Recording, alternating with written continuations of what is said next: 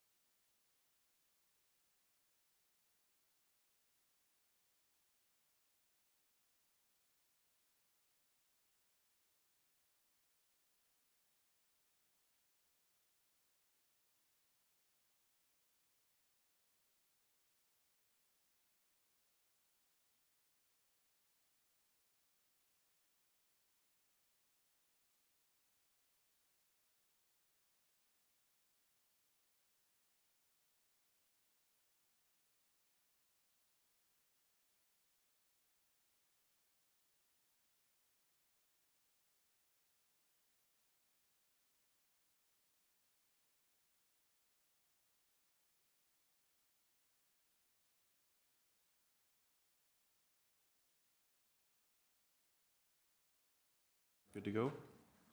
Yeah, members, just before we start, just to ensure that your microphone is positioned directly in front of you and not pushed to the side. The microphones are directional, so please speak into the microphone when you are talking so we can hear. Good afternoon, everyone. Welcome to the regulatory section of the Planning and Regulatory Services Committee. Audio recording is being used to assist in preparing the formal minutes. Therefore, anyone participating in the meeting consents to it being recorded and being live streamed on YouTube. Agenda item 1 is apologies. Do we have any apologies from the floor?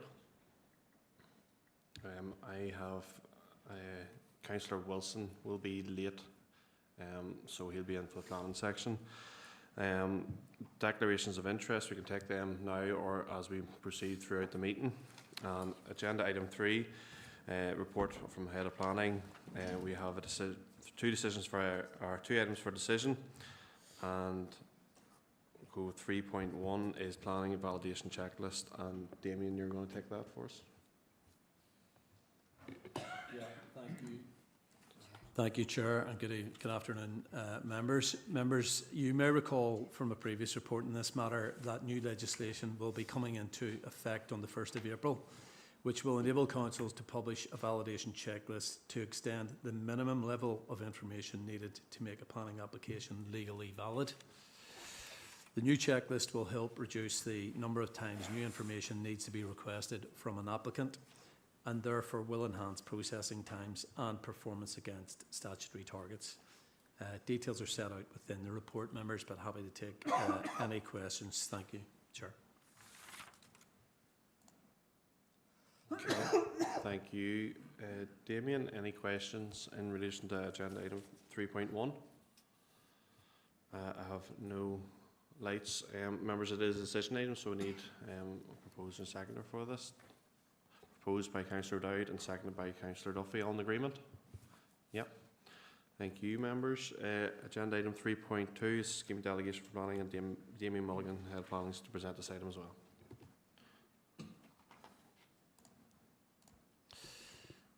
Thank you, Chair. Members, this report seeks your agreement to amend Part A, Section 7 of the current scheme of delegation for planning. The amendment would give officers delegated authority to decide planning applications which attract an objection from NI Water on network connection capacity issues only. Applications attracting an objection from NI Water on all other grounds would still come before members. And as stated in the report, there are approximately 25 applications currently affected by this issue, and more are expected. This amendment would help speed up their processing time and enhance performance against statutory targets. Thank you, Chair. Happy to take any questions. Thank you, Damien, once again for the report. Members, any questions on that? No lights. And again, it is a decision item. Do we have a proposer and seconder for that? Proposed by Alderman Wilson and seconded by Councillor Duffy. All in agreement, members? Yep.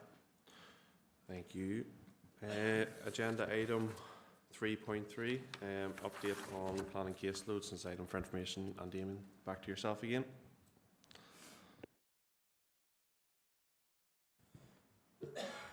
Thank you again, Chair.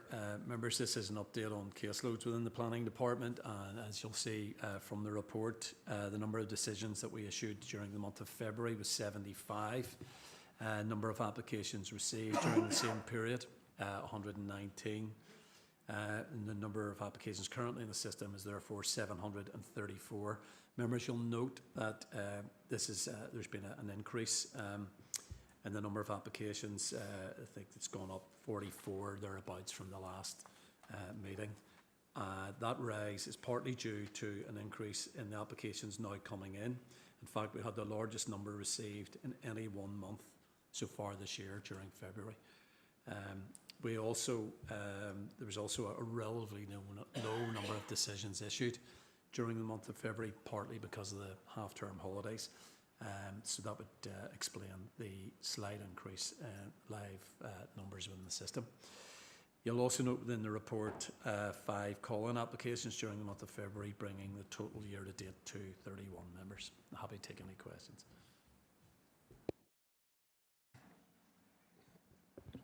Thank you, Damien, once again for the report. Members, any questions in relation to the current case loads? Councillor Duffy.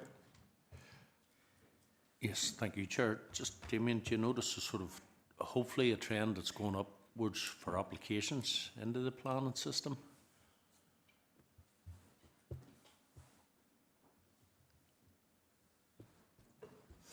Through the Chair, thanks, Councillor Duffy. Yeah, this is, I suppose, the month of February registered the highest number of applications received in any single month. Just before Christmas, November, December, we started to see the numbers picking up, where we had 100 plus coming in. Then January dropped, and so we thought it was a blip, but it's picked up again. February was the largest number year to date. So that might signify that we're now going to start to see an increase in numbers in comparison certainly to what we saw in the first 7 or 8 months of the year. Again, it's one to monitor, but certainly it would seem that numbers are starting to creep up, and we'll obviously continue to keep members updated on that.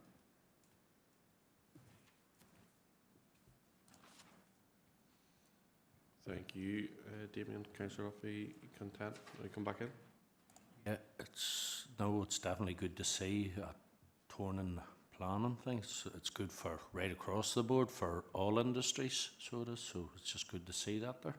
Thank you, Chair. Thank you, Councillor Duffy. Damien, your light's back on there. Is that a blip? That's no problem. Members, content to move on? Yep. Okay, agenda item 4. Before we go on to agenda item 4.1, we have a bit of legal advice just to go through. Can I seek a proposer and second to move the meeting into committee before we go ahead? Councillor Dowd and seconded by Alderman Kennedy. Members and online viewers, in accordance with Schedule 6 of the Local Government Act, we will now be moving into a confidential session of the Council. This means we'll be turning off the public feed of the meeting. This will be returned when the meeting is restarted. Can I ask ACT officers please turn off the live feed and confirm with me when the confidential section of this meeting can proceed? Thank you.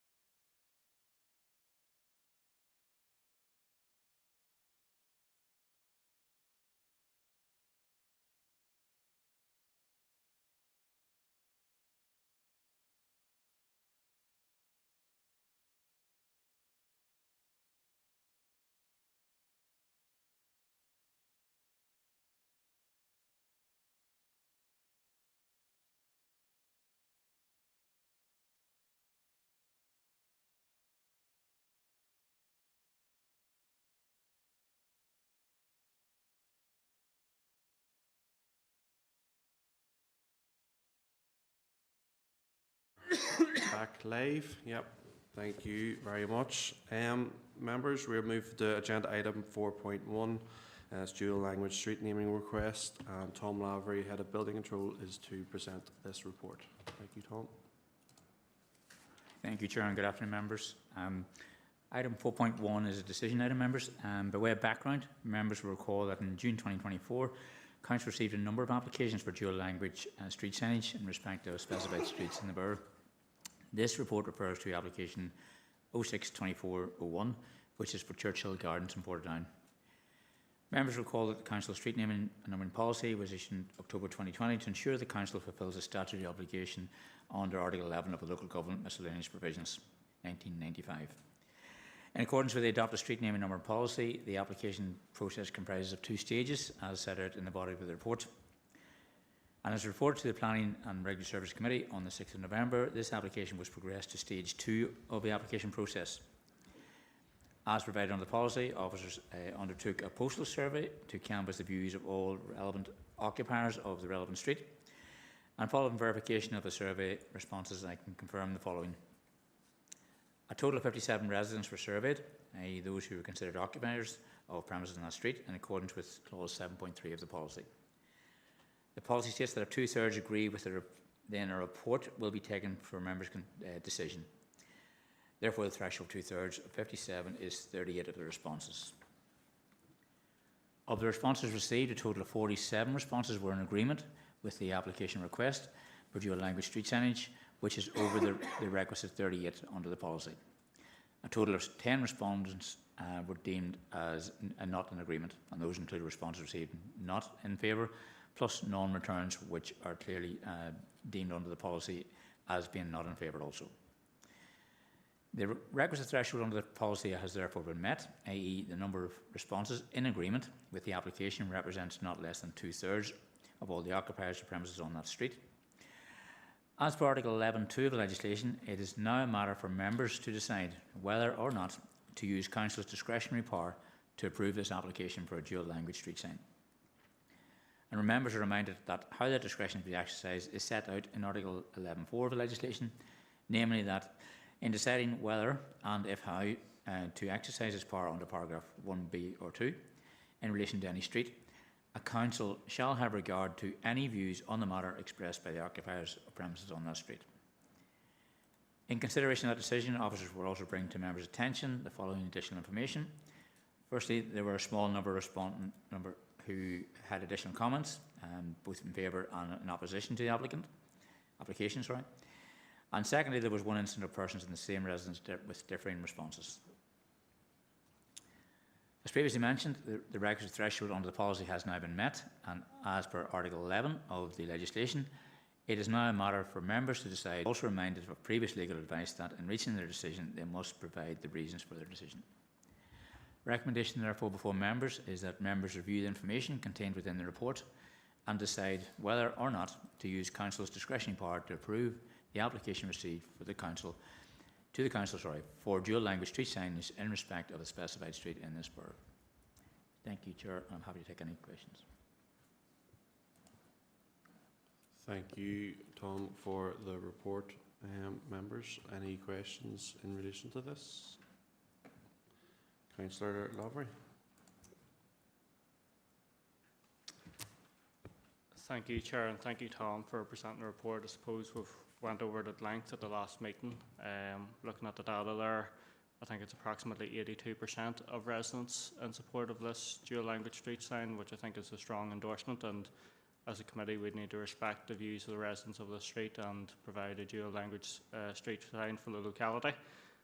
So as such, I'll be content to propose that we allow a dual language street sign for this locality to progress. Thank you, Chair.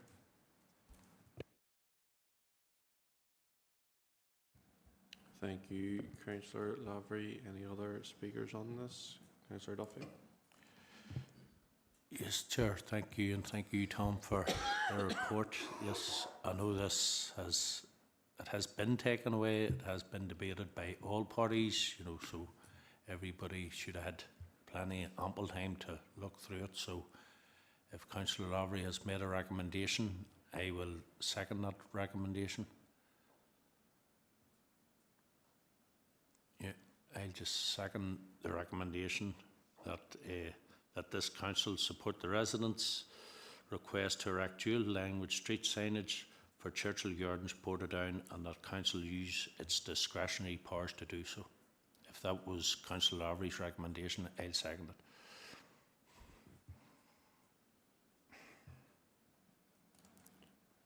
Thank you, Councillor Duffy. Just going to get Councillor Lavery to rectify the proposal, just to keep us all right and keep us legally right. So, Councillor Lavery.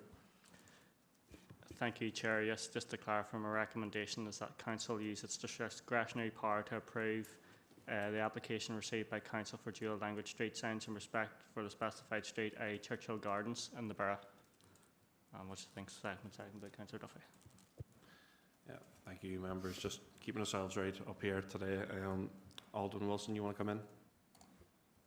Yeah, thank you. And it was just to welcome. I know some people had an issue with it last month, but it was just to welcome that additional time because I found it useful under the terms of reference and the legalities that we're working with. Because as it says in the report, you know, there are sensitivities involved in these applications. So it has been useful for me to have those discussions in that intervening period because I wasn't able to do that in January for reasons that I discussed at the last meeting. So it's been useful to do that. I do have concerns about it. So in terms of that, I would like a recorded vote on this one because I'm not completely content with it in terms of the wider implications of it. But I understand, and we have, you know, with firmly in the back of our heads, the consistent illegal advice that's been provided by King's Council over a number of occasions that we've had this issue. And I know other people outside of this committee have welcomed opportunities to contribute, both, you know, to parties individually and, as we've heard in our legal advice, to meetings that we had previously that were open to other members to come along to. So that has been a useful process as well. But just on the basis of those wider considerations, that I would just like a recorded vote on it. But I do fully understand we have a policy in place. We have to be responsible and we have to be seen to administer that policy fairly. But there are wider considerations around it that I feel need to be addressed as well going forward. So just on the basis of that, I would request a recorded vote on it. Okay. Thank you, Alderman Wilson. If you don't mind, just bring your microphone down a wee bit when you're speaking. It's very hard to pick you up there, but thank you. Councillor Lavery. Thank you, Chair. I'm just a touch bamboozled by Alderman Wilson's contribution. He talks about concerns, talks about wider implications, talks about all our considerations. I mean, we've considered the occupiers of the street who are 82% in favour. Alderman Wilson said he had concerns, but he didn't go into those concerns or wider implications. What would this mean? What wider implications and having improved equality in this borough? That's been long overdue. I'll be concerned if we follow the route and do not allow this application to go forward, which has met policy. We'll end up in a legal matter regarding an additional judicial review that will cost ratepayers heavily, and both the council reputationally. I would encourage Alderman Wilson at this time to come in and explain what those concerns and wider implications were, because they're clearly, he didn't articulate them before in any detail. In fact, the only concern I have is, you know, are we continuing to delay this further? I think the people of Churchill Gardens have spoken pretty robustly in terms of the 82% support for the signage. It seems to be a fairly minor issue that's being you know, extrapolated by others in terms of what potential impacts this could have for the borough. I think over something as small as a street sign application, I think process has been followed, and I'm certainly not content with Alderman Wilson sort of proposing against it or whatever, and I would welcome the recorded vote, and as much to protect the reputation of other councillors who want to vote in favour, in case any concerns are raised in terms of potential legal action down the road, which causes me great concern, and would probably cause the ratepayer of the borough great concern, because they might have to foot the bill. Thank you, Chair. Thank you, Councillor Lavery. Alderman Wilson, I'll give you time to respond to that. Yeah, no, I mean, I welcome Councillor Lavery's interest in that legal aspect of it, and I mean, we don't have to go too far back in time to see where occasions where, you know, applications would have been just rushed through without due consideration. So I'm a big believer in due consideration, and I've given this due consideration. I haven't put another proposal on the table, as Councillor Lavery will realise. I just simply want a recorded vote.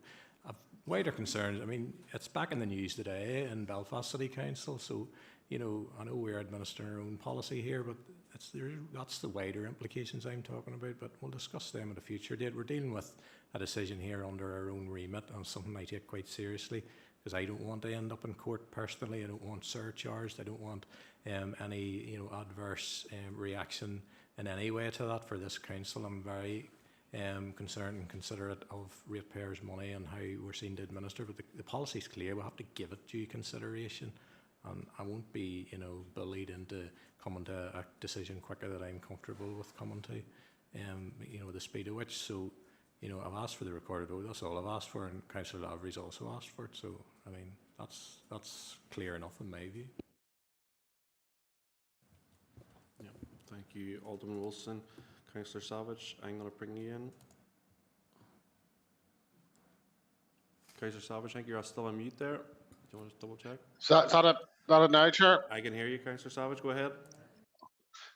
Thank you, Chair, for letting me in. Look, we've a recommendation on the table that was proposed by Councillor Lavery and seconded by Councillor Duffy. So we've one proposal on the table, and unless we're not in agreement, there's no need for a vote. So I think we should just put this to the vote now, and if there's people against it, then we can have the recorded vote. So we can. So I just think we've had our debate on this. We've had a long time to discuss this, and I think now is the time to make a decision so this can go forward to full council. Thank you, Chair. Councillor Savage is in the run for a chair for next year, so yeah, sorry, just taking control of the whole meeting here. No, I was just giving everyone a chance, Councillor Savage, to have their say and say we need to have these debates and have these conversations. But members, we do have a proposal on the table by Councillor Lavery. It was seconded by Councillor Duffy that the council will use its discretionary power to approve this application in front of us today. Are we all in agreement with that proposal? Yes. Okay, I'm getting some yeses, I'm getting some head shakes. So there was a recorded vote requested by Alderman Wilson and also by Councillor Lavery.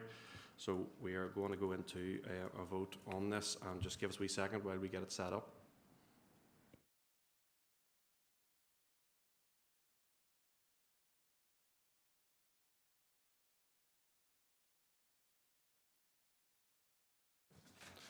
Okay, members, you'll see on your screen in front of you a chance to vote, so please do so now.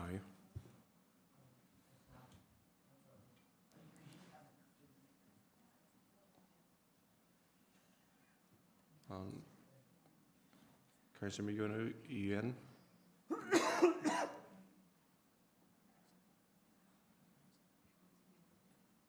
Councillor McGowan, are you able to vote? Okay, yep, that's okay.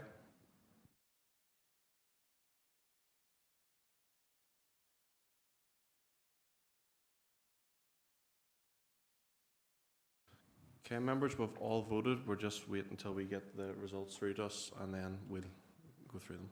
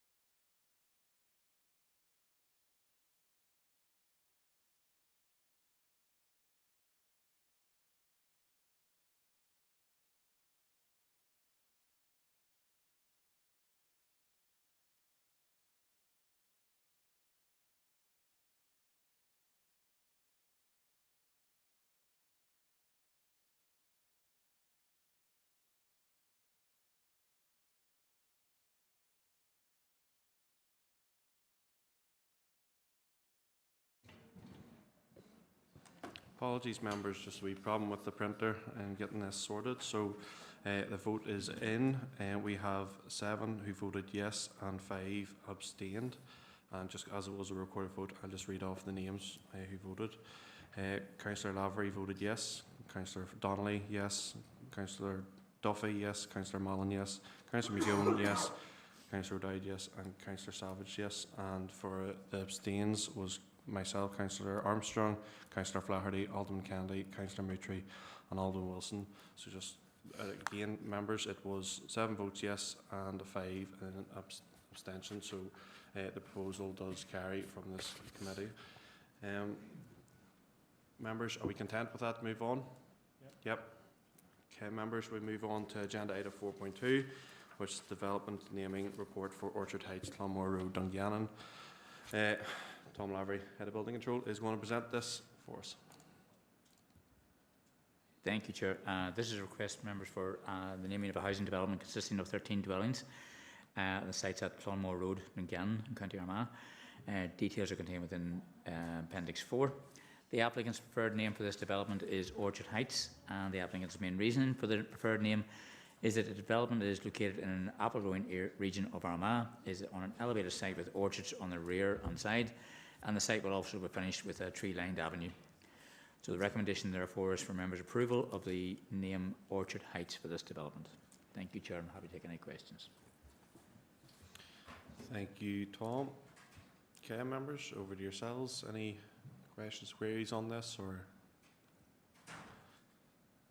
No, I have no lights. Members, it is a decision item. So I need a Alderman Kennedy. Happy to accept the recommendation for Orchard, whatever, Heights. There's 2 orchards, there's Heights and Orchard. I'll just take as proposed Alderman Kennedy, don't worry. Councillor Donnelly. Just second that. Thank you, Councillor Donnelly.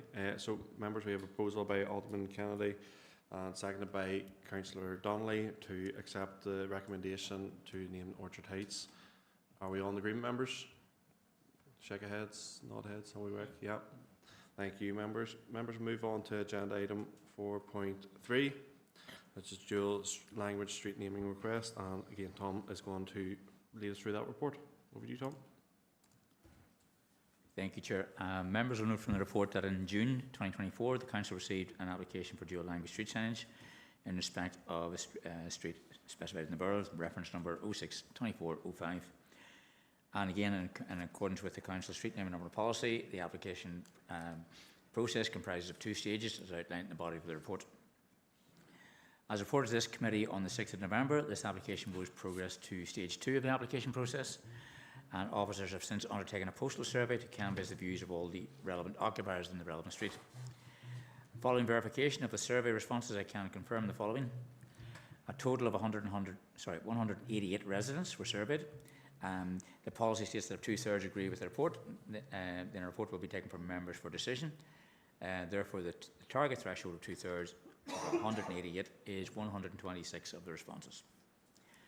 Of the responses received, a total of 106 responses were in agreement with the application request, which is less than the requisite 2/3. A total of 82 responses were deemed not in agreement, and those included responses received not in favour. Also, the non-returns, which are clearly deemed as, under the policy, as not being in favour. Members will note that this view of the non-returns is also clearly noted on the survey sheets and the covering letter at Appendix 3. Members, the requisite threshold under the policy therefore has not been met, i.e. the number of responses in agreement of the application represents less than the 2/3 of the occupiers of the premises on the street. Therefore, this application has not met the criteria as set out in the Council policy, where it will be considered for decision by the Council. The applicant will be notified accordingly. Thank you, Chair. This is for information, but I'm happy to take any questions members may have. Thank you, Tom, for bringing that report to us today. Members, any questions in relation to that information item? No, content to move on. Agenda item 4.4 is update on building control and property certificate application workloads. And once again, Tom, lead us through it. Thank you, Chair. This is just to keep members informed of some of the workload undertaken by the department during the first 11 months of this financial year. As noted in Appendix 5, we have received 2,700 building regulation applications with a notional construction investment value of just over 189 million. We've also carried out just over 14,000 site inspections and undertaken just over 1,700 plan assessments and issued a total of 2,325 statutory notices. The department also has continued to deliver the Council's property certificate function for the conveyance of properties across the borough. In the last 11 months, we've received and administered 3,352 new applications and issued 3,344 certificates to solicitors and agents relating to property sales. Again, Chair, this is for members' information, but I'm happy to take any questions that members may have. Thank you, Tom, for that report. Members, any questions in relation to agenda item 4.4? Happy to note.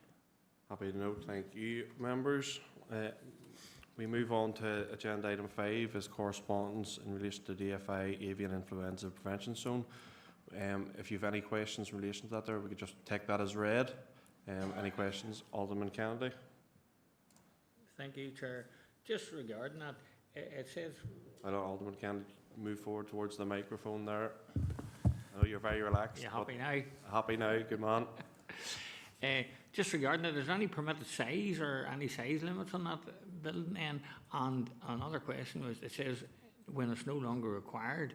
This is the third year in a row that this avian flu has affected, you know, so if somebody builds a wee shed to house birds and then it says once the buffer zone is ended, you have to knock it down again, and then come next year, for last year you had to house them as well, and you know, I think it's a bit silly if they have to knock it down again, you know.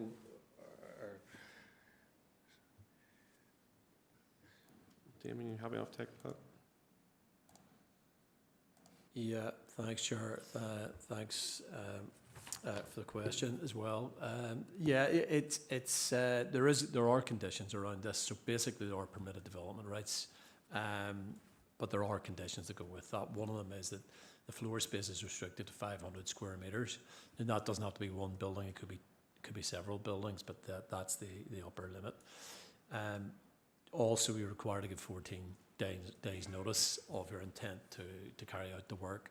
And then, yeah, the last one in relation to your query about removal of the buildings once, I suppose, once the fear of flu is gone. Look, as officers, we would be flexible around sort of the time period for removal of the building. I suppose the point we have to be very careful about is the 5-year period. After 5 years, you're immune from enforcement action, and the building could therefore be retained permanently. So there is that factor to consider, Councillor. And you know, look, but we could be flexible around the time scale for removal, but we'd have to be careful, as I said, about not allowing it to become immune from enforcement. So if you need a conversation with us offline, happy to have that. 500 square metres. 500 square metres. Alderman Kennedy, content? Yep. Tom, you want to come in, do you on that? Not to add any confusion, but this is relating to planning. To be exempt from building control for the same buildings, you have to be at least 1.5 times the ridge height away from any boundary. So just to be exempt from building regulations, the building has to be 1.5 times the ridge height away from any boundary. So just to add that into the mix as well. Whilst the report is specifically for planning legislation, in some instances they may actually be not exempt from building regulations. But we can advise on anybody who's planning to do one of these. Okay, thank you, Tom. Alderman Kennedy, content? Do you want to come back in? Happy enough? Good man. Thank you, Alderman Kennedy, and thank you, Damien and Tom, for verification there. Agenda item 7, any other relevant business? I have none. So members, we will be taking a short break recess until 4 p.m. and we'll start our planning applications then. Thank you, members. Sorry, Alderman Wilson, sorry, I didn't see you.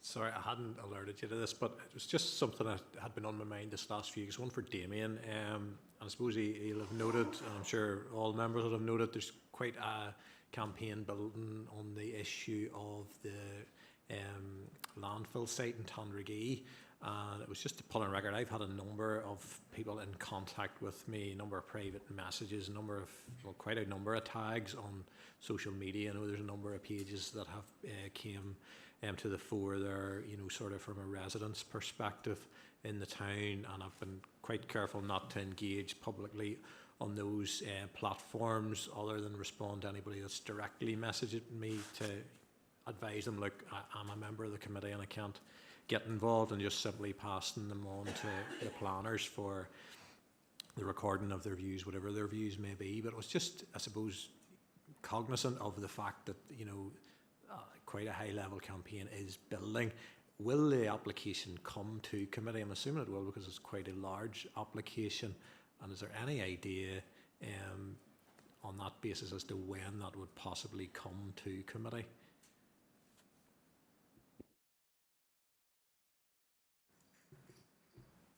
Yeah, thanks, Alderman Wilson. No, look, at this stage, I can't actually give you an indication of time scale for when it will come, or whether, in fact, it definitely does need to come. Obviously, if it doesn't trigger one of the criteria within the scheme of delegation, there is that possibility it wouldn't need to come.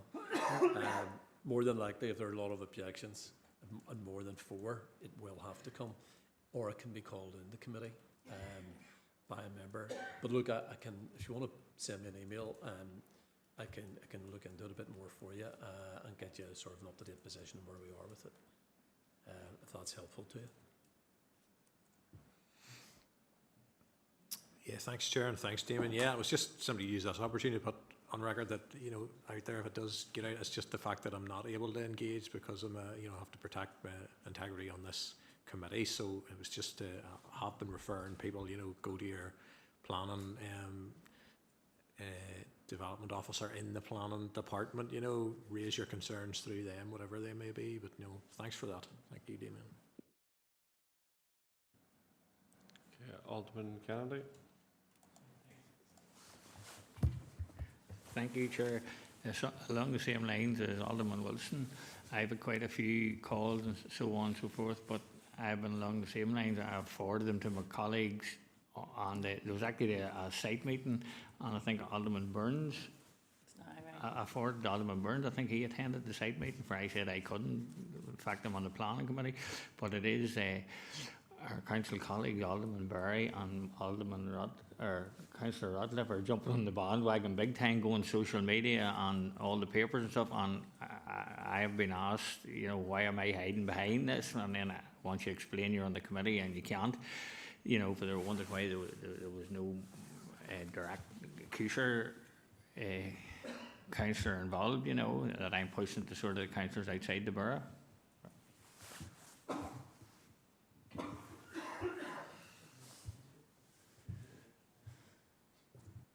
Yeah, I suppose in response to those points, given that there is a possibility the application could come before the committee, I think you're doing the right thing, Alderman, by basically forwarding any messages you get to officers, and that keeps you in an impartial position. So if the application comes before committee, you're in a position then to participate in the decision-making process. So I think you're following the right lines. Thank you, Alderman Kennedy. Do you want to come back in? Oh, hang on. Yeah, there we go. There was an email or something sent, I think there's 120 something objectors, you know, so it'll come before the committee, obviously, if there's that many objectors, and it's building momentum, so I'd say there'll be more objectors coming board. Thank you, Alderman Kennedy, and thank you, Alderman Wilson, for raising that for us. I think we're okay, members. We can go for a wee recess, get a wee cup of tea, coffee, wee bun. I'll see you back here at 4.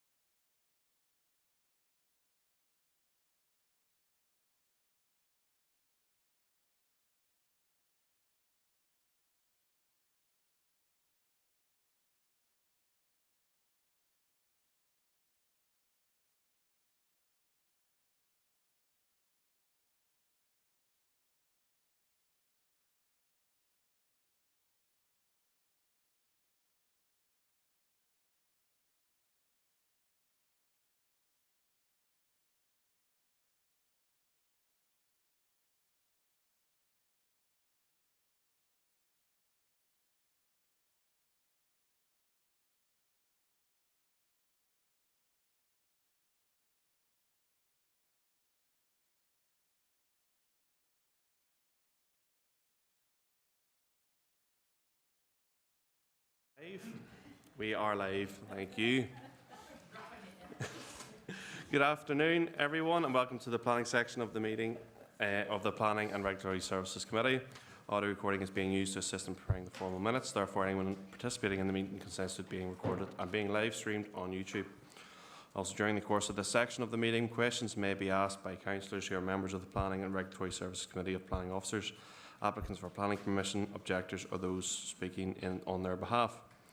In doing so, councillors endeavour to ascertain the information which they feel is necessary to enable them to determine the application. However, members of the public should note that councillors will not reach a conclusion as to whether an application should be approved, refused or deferred until the debate on the application has concluded. Members, we have 6 items for decision this afternoon, and I'll hand for Appendix 1, Application LA 08 2024 0323F. Mark Irvine is for approval. I'm going to hand over to Sinead McAvoy, Planning Manager, to present the report and PowerPoint presentation. Over to you, Sinead. If you just want to indicate for me.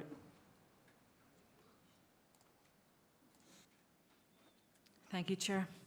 This application is for the erection of our portal frame building for Class 3 B3 manufacturing of plastic products, hard standing parking and yard area, bicycle shelter and associated hard and soft landscaping. And the reason is before the Planning and Regulatory Service Committee this evening is because of an attraction objection from a statutory consultee, NI Water, and is recommended for approval. The application site is located within the development limit of the Craigavon urban area on land zoned for industry. There are 4 key site requirements in which officers are content this proposal meets. Officers are of opinion that opposed industrial use is accepted in principle on this site. As regards the design, layout and amenity, officers consider in terms of visual impact the proposal would not represent a visually dominant or visual intrusive dominant feature in the landscape. Officers note there is substantial vegetation run along the western boundary of the industrial estate. This vegetation makes a substantial contribution to the setting and integration of the industrial estate development in this area. Officers are therefore of the opinion that the development under consideration and associated yard areas will, and subject to conditional for additional planting along the site boundaries, will not have an unacceptable visual impact. As regards to amenity, a noise impact assessment was submitted to inform the application in relation to the potential noise impact from the development. In addition, an odour impact assessment was submitted. Officers in consultation with the Environmental Health Department have no objections subject to the conditions attached within your report. Officers are content that this area is suitable in relation to amenity, in relation to all grounds as set out within the report. As regards to traffic, access and parking, officers in consultation with DFI Roads are content that proposed development would not prejudice road safety or significantly inconvenience the flow of traffic, and the parking standards have been met. As regards to flood risk and drainage, the necessary reports have been submitted and appraised by Rivers Agency who have offered no objection. NI Water, the competent authority in matters related to water and sewage infrastructure, were consulted in relation to the proposal. It should be noted that they have stated that there is adequate capacity within the wastewater treatment works. However, they could not support the proposal as there are capacity issues with the sewer network. Officers have been advised this matter will be able to be resolved, but in order to proceed to determine this application, officers recommend a condition attached to the approval requiring the resolution of the same prior to commencement of any development. This is in line with the PSC decisions as set out in detail within your report. This application has been accompanied by an environmental risk assessment, an ecology statement, an outdoor lighting report, an archaeological impact assessment, an air quality odour impact assessment, noise impact assessment, environmental construction impact assessment, a quantitative risk assessment and drainage assessment, and these have all been appraised by the relevant competent authorities who have raised no objections. There have been no third-party objections received in relation to this application. Having regard to all of the above, and after undertaking a policy assessment, officers are of the opinion that this proposed development complies with the area plan, the SPPS and all other relevant planning policies, and this, subject to the condition attached within your report, is recommended the planning permission be granted. Let's take it through the PowerPoint presentation, members. So the first slide there is location of the site within the general area, so it's just to the west of Lurgan Town Centre. Next slide, please. Or sorry, Portadown Town Centre. Site location plan outlined in red. Access through the industrial estate Halfpenny out onto the main Portadown Road. Next slide, please. That's an aerial view of the proposed site outlined in red. As you can see there, the vegetation along the western boundary is to be retained. Next slide, please. That just shows it in relation to Craigavon area plan. So it's that purple area, so zoned existing industrial land. Next slide, please. That's proposed site layout. So you can see the development building is to the north, and then the parking area to the south. There's a separate car parking area to the north east of the site for car parking for the staff that's going to be in the building. Next slide, please. That's the proposed elevations, one building only. Next slide, please. So that's just the floor plans. There's general small office there to the east, and then there's some cycle stands, etc., submitted in regards to the parking standards. Next slide, please. That's just photograph one, so that's just looking north. The site is just going to be behind that area of rubble. Next slide, please. That's just looking, so it's quite a flat site. That western boundary is, as per the reports, that's going to be retained, and a condition is attached to ensure that will be done. Next slide, please. That's just looking north. At the minute, there's no development to the north of that their site approved or implemented. Next slide, please. The site there to the northeast is Radius Plastics. The actual waste or any cut-offs belonging to this particular site actually does go to Radius Plastics as a waste product. Next slide, please. That's just looking from the side of Radius Plastics towards the site there to the northeast. Thank you. Thank you very much. Sinead, members, any questions in relation to this application? Councillor O'Dowd, your light's on.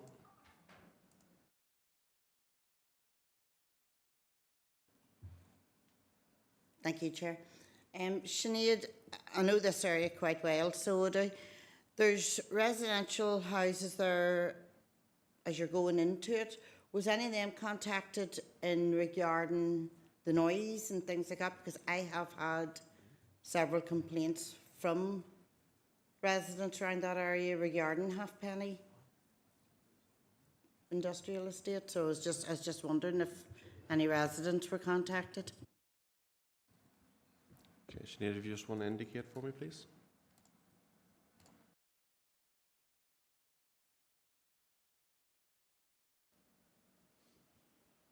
Yeah, thank you, Councillor. Yes, the neighbour notification took place in accordance with our statutory requirements, and no third-party representations have been received. Notwithstanding that, we have considered noise as part of this proposal. Noise impact was submitted. It is quite a quiet, actually.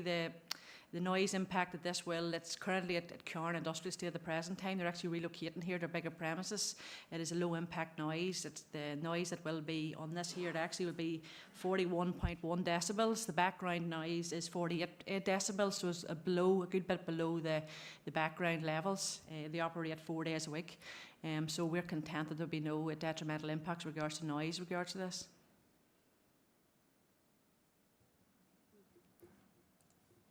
Okay, Councillor Dowd, bring you back in. Please.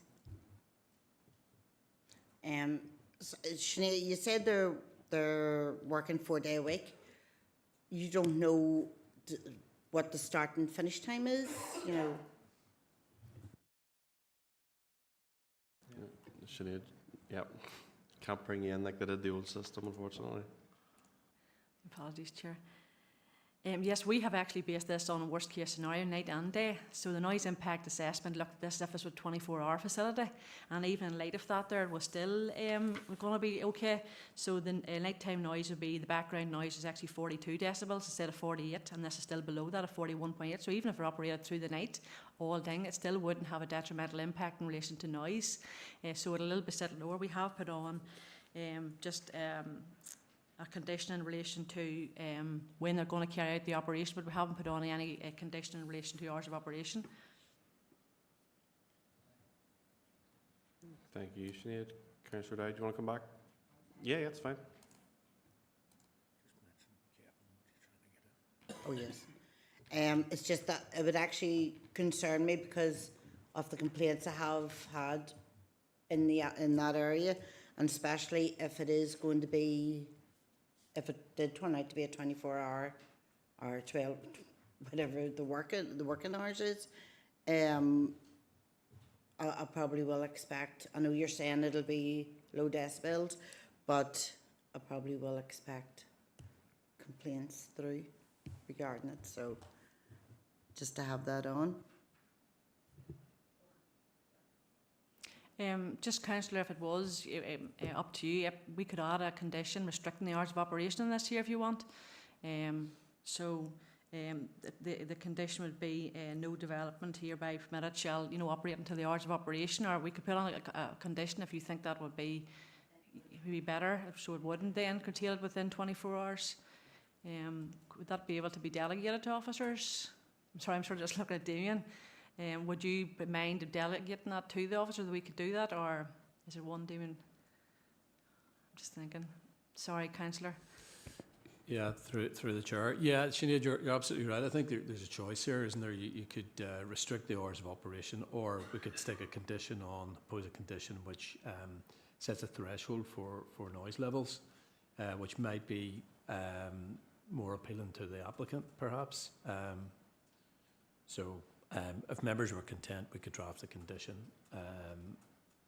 along either one of those, whichever members would prefer. So we've got a choice here. But if you want to delegate that to officers, we can certainly come up with the wording for it. Okay, thank you, Councillor Dowd. Bring you back in. I'd really appreciate that. Thank you so much. It's just I have to think of the constituents around the area as well.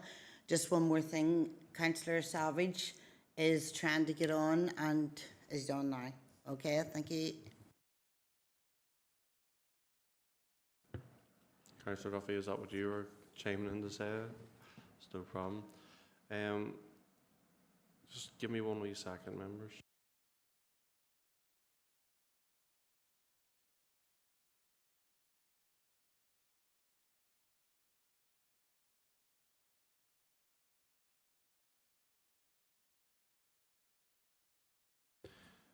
Members, just give us one wee second to sort out this condition. Just give us one wee second.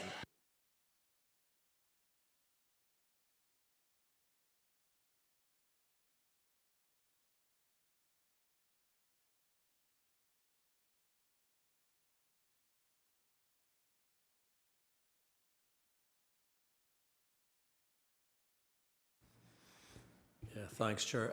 Members, look, we think the applicants would actually prefer a condition which limits, sets a threshold for noise levels at the site as opposed to restricting hours of operation. So if members are content with that, we'll produce a condition, come up with a form of words for that, and impose that onto the permission that's granted. Thanks, Chair.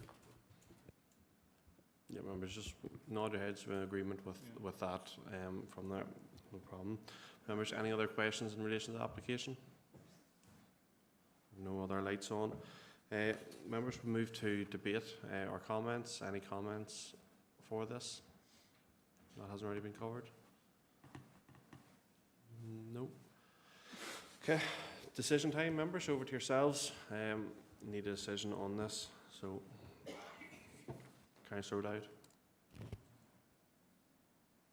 I'm happy to propose as long as that condition is put in place.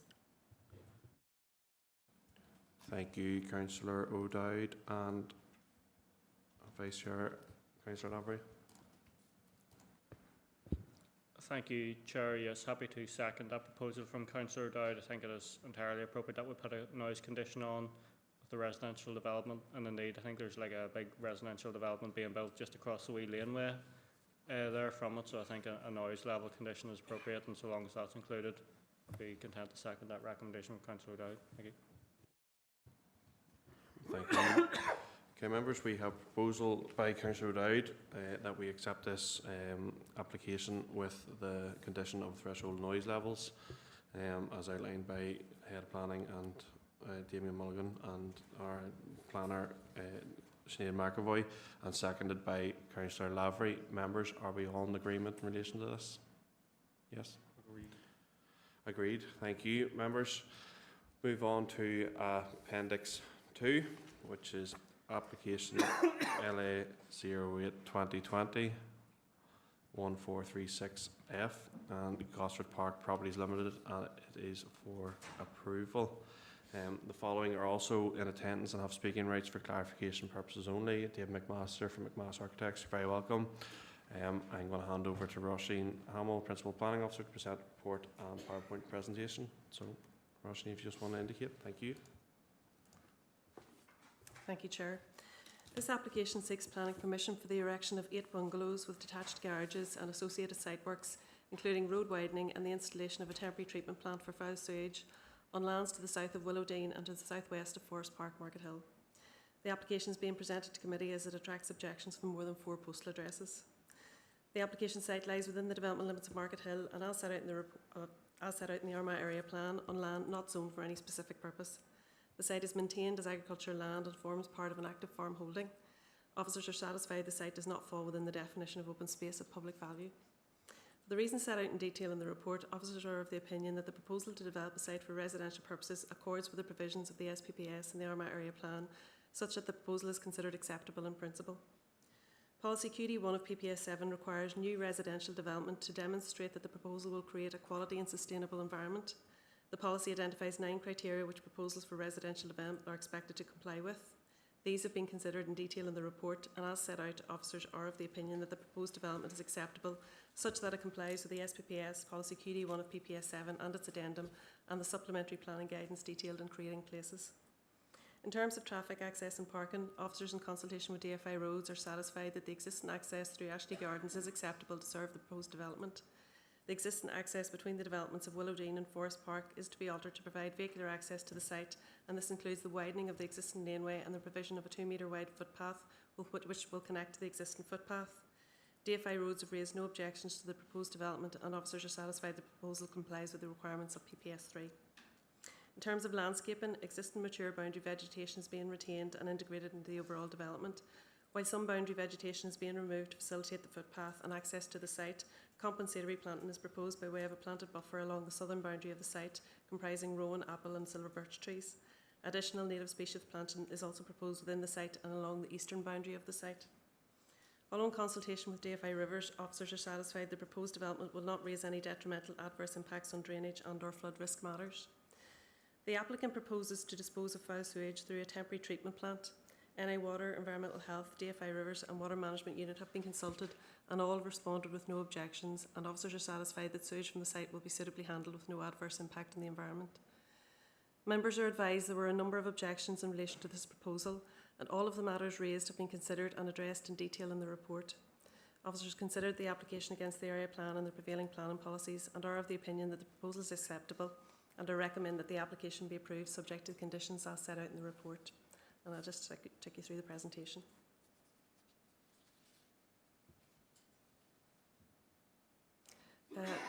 The blue arrow gives you an indication of where we are. To the south side of Market Hill, we're right on the edge of the settlement limit.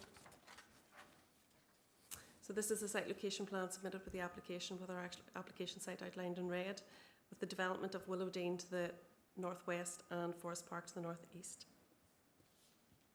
This is an aerial photograph of the site, just showing you the wider area, and again you can see our application site is outlined in red. And that's just a closer aerial view of the site with the blue arrow denoting where the proposed 8 bungalows are to be located. So this is an extract from the Armagh area plan. So our application site is outlined in red. The areas that are highlighted in red are zoned housing land, so you can see this is on white land right on the edge of the settlement limit.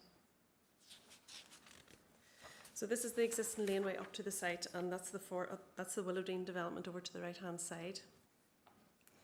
And this is the existing lane looking back down towards Ashley Gardens. This is the existing housing in Willowdean, which abut the site to the northwest. And this is just another view giving you an indication of the variety of house types that are within the existing Willowdean development. So this is looking from the inside of the site, looking up towards the northwest portion of the application site. You can see it's an agricultural field at the moment. And this is just views across the site looking towards the Willowdean development. And just another view looking across towards Willowdean. And again, just another view looking down towards the Willowdean development. And this is a view looking across up to the northeastern boundary of the site. So this is the site location and the layout plan that's been submitted with the application, and you can see the layout of the houses. There's 2 different house types, and one of which has been handed. And this is the landscaping proposals, the boundary treatments, and the details of where the location of the temporary treatment plant is. So this is the car parking layout that has been submitted, and each site has 2 car parking spaces, and there are 7 visitor car parking spaces. And this is the private streets drawn, so you can see where the access to the site is being widened and a footpath being added to link to the existing footpath. And these are the proposed elevations and floor plans of the houses. And then these are the proposed elevations and the floor plans of the other house type on plots 2, 3, 5, 6 and 7. And these are site cross sections through the site, so you can see the proposed development in relation to the existing developments at Willowdean and Forest Park. And that concludes the presentation. Thank you, members. Thank you, Roisin, for the report and presentation. Members, over to yourselves. Any questions for Roisin or for Dave McMaster from McMaster Architects in relation to this application? Alderman Wilson. Yeah, thank you. I'm not sure who's best placed to answer this one, but in terms of, I know HED had said about the separation distance being greater than the minimum, but some issues would be experienced from time to time. How great do they believe those issues to be? And I know it's a sort of, it looks like a Kingspan unit, so like a self-contained type, you know, process and affluent release type tank. But I'm just wondering in terms of how that's maintained, because I know some of them are powered by electricity, and how will that be operated? Is there going to be like a management company in the event of an approval and the actual development taking place? How will that be looked after? Because I know I'm aware of other cases where NI Water haven't capacity to deal with, and private ones have been put in, but they've sort of fell by the wayside, and there's issues with the cost of them and the running of them from NIE's perspective in terms of outstanding amounts and what have you to be paid. So just concerned, you know, how's that going to be agreed to? Is there going to be like a management company that people will pay into to ensure that that treatment plant is looked after and ensure no other issues arise from neglect for it from that perspective? Thanks.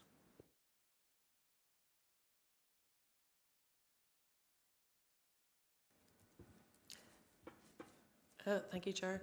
In relation to the first point you've raised, yes, we consulted with the Environmental Health Department with regard to the location and the proposal in terms of the temporary treatment plant, and they had advised, yes, there may be intermittent odour and noise from the plant, usually around the time it's been maintained or desludged, but certainly it wouldn't be something that they felt that would be such that it would have an impact on residential amenity.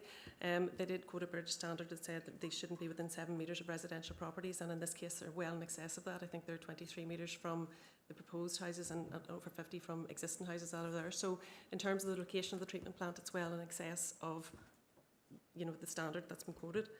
In terms of the actual plant itself, we have actually put a condition on that. Obviously this is a 5-year permission, so in terms of the actual detail of the plant, we're saying no development shall commence until we have full details of the plant that is actually going in case it changes in the intervening period as to what those actual details are, so that we can consult with NI Water and Water Management Unit just to make sure that we're satisfied with the details of the actual plant.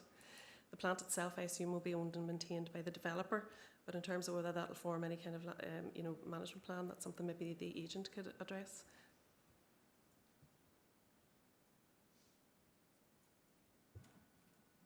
David, I'll bring you in now. Thank you, Chair.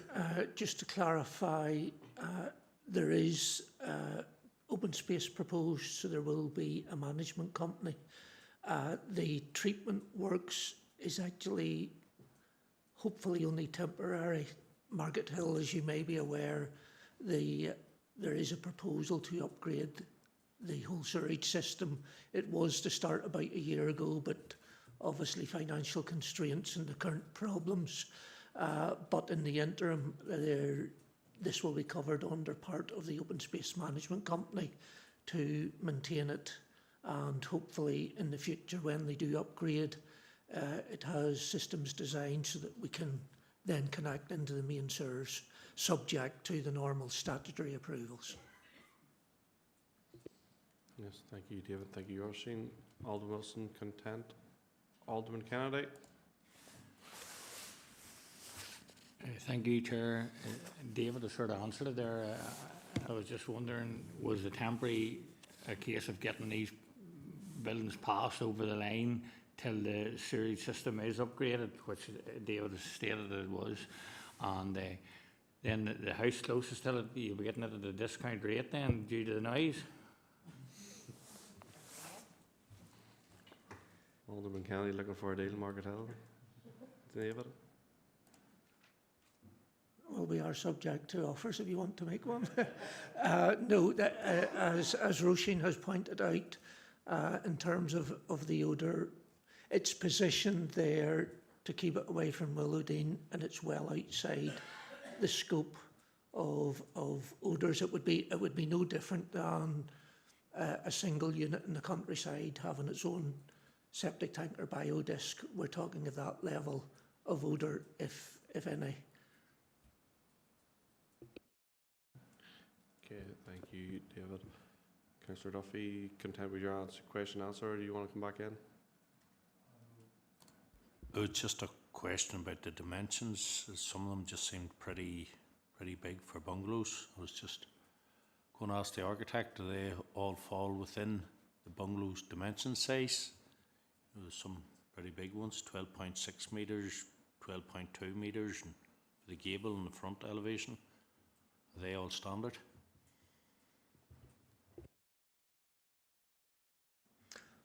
Yes, they would be. In fact, the same bungalows were built out in the countryside towards Armagh. The same developer built some about 4 or 5 years ago. We see, because it's within the town, perhaps you're talking about frontage widths and sizes, that they are not overly big bungalows, but there is a demand we see for bungalows at the moment everywhere.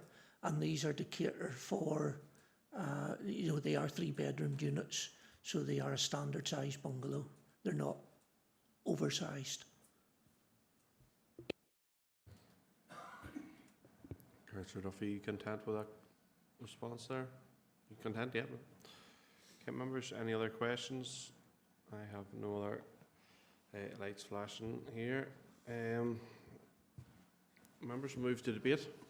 Any comments or thoughts on this application? No, I have no lights again. Members, it is a decision item. We need a decision for this. And Alderman Kennedy. Thank you, Chair. Happy enough to propose to accept the officer's recommendation. Thank you, Alderman Kennedy and Alderman Wilson. Yeah, happy to second. Thank you. Thank you, members. Thank you, Alderman Wilson and Alderman Kennedy. So, proposed to accept the officer's recommendation to approve this application, proposed by Alderman Kennedy and seconded by Alderman Wilson. Members, we all in agreement? Yep, nods ahead. Thank you. Thank you very much, David. Members, we move on to application Appendix 3, application number LA 08 2020 1190F on behalf of Philip Ewart, and is for approval. In the interest of transparency, I'm declaring that I have been contacted by an objector to this application, and therefore I am withdrawing from the meeting for the duration of the consideration of this application. So I'll be handing over to Vice Chair to assume the seat. Thank you.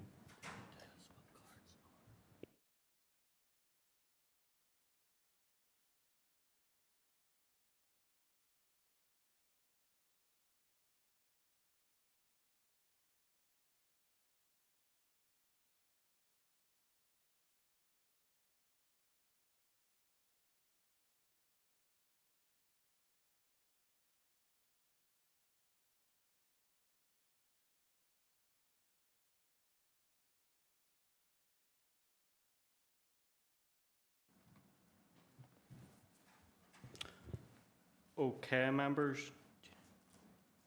Do you need to declare an interest? Okay, members, we'll just bring in Alderman Wilson here. Yeah, thanks. It's just, I suppose this site has some history going back a long number of years in terms of previous applications and that. So I've made some inquiries going back a number of years about progress on this site from a number of perspectives. So just on that basis, it'll probably be best to not take part. Thank you. Thank you, Alderman Wilson. Councillor Mallon.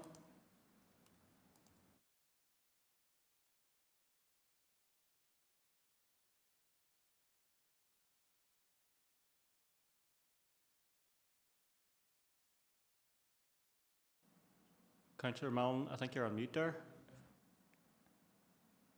Still can't hear you. You all right?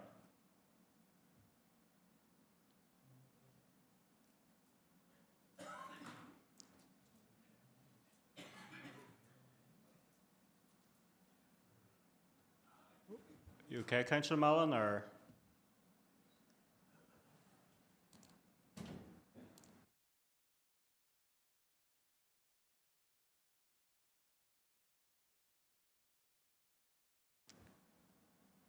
Councillor Mallon, if you just want to try it again there, or was that just an error?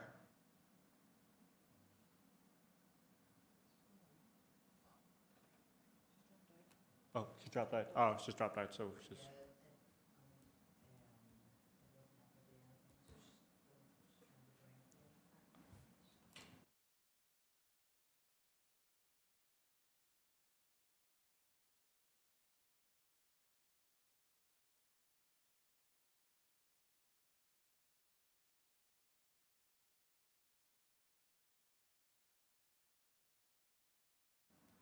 Okay, members, we'll just pause a wee minute here before we'll let Councillor Mallon in, so members can take their ease for a short moment.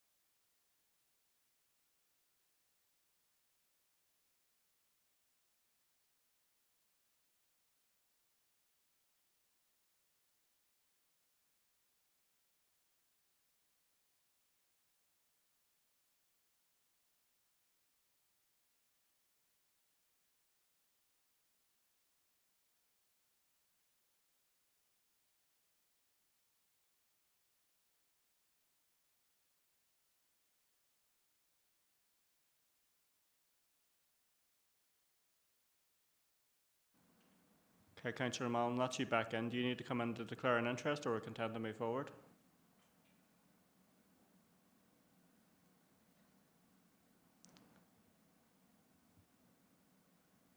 Okay, members, there's no light on from Councillor Mallon, so we'll just proceed. So, members, so was the note around that? I'll kick her off again.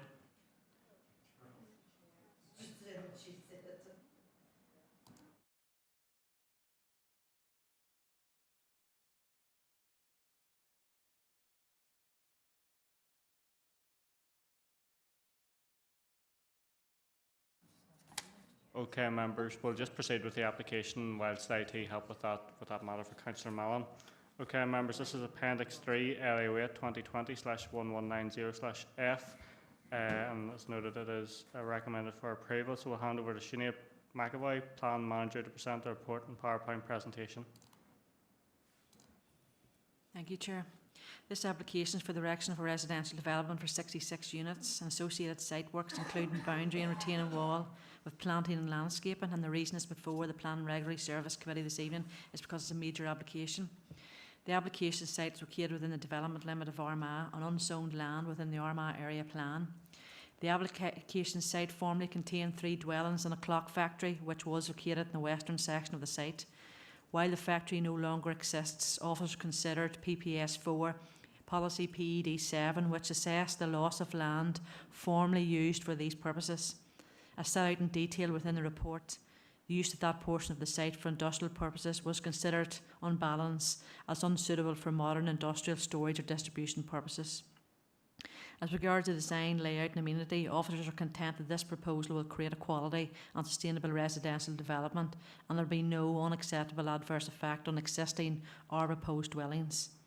As regards to access, traffic and parking, officers in consultation with DFI Roads have considered the transport implications likely to be generated by this proposed development and are satisfied the proposed access can meet the requirements of DCAN 15 and there is sufficient in-curtilage and visitor parking available.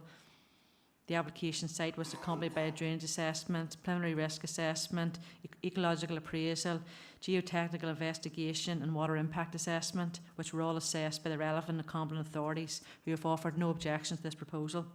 3 third-party objections have been received, and these have all been fully considered within your report.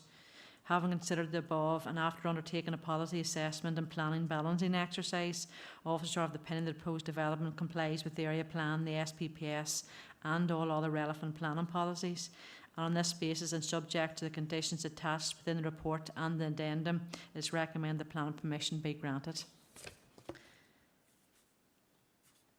Taking through the PowerPoint presentation, members. So that's the location of the site within the general area, so it's just to the east of the central area of Armagh. Next slide, please. So the site outlined in red shows the application site. You can see to the west a square that was the former industrial factory on the site, and those 3 to the east were 3 detached dwellings that were formerly on the site. These have all since been demolished. Next slide, please. So there's an aerial view of the proposed site, access still through the site towards the factory, and then the remains of it to the west, in addition to the former dwellings which were to the east. Next slide, please.